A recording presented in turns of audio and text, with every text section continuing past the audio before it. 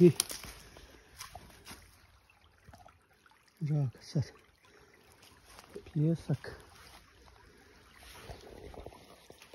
Kako je ovo dno?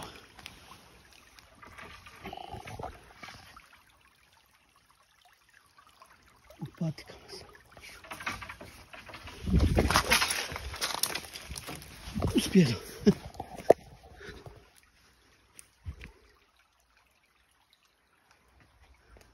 Stranču ga. Ovo sam maksimum htio da snimim.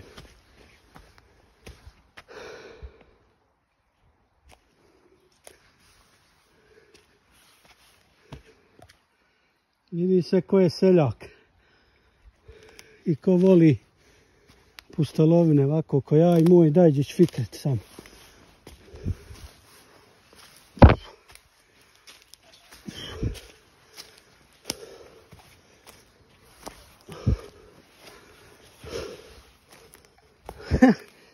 Joj, da li se ovo vidi ovako? Izađe ja brže nego srna. Gledaj.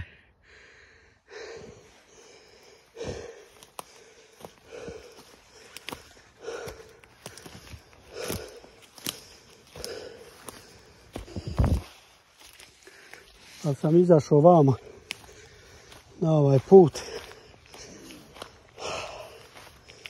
zato što je već mračni ušao. Na kameri se vidi, ali evo ovo drveta što sam stio preko njega, ali nisam mogu dolu u tom potoku.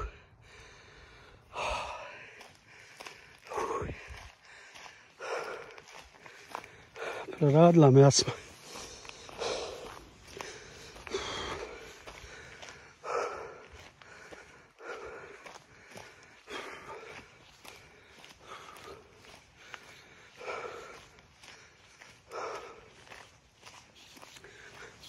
Gledaj ove pukvice. Ljudi, nisam vidio u životu veći bukava. Mislim deblji, a i visoke su.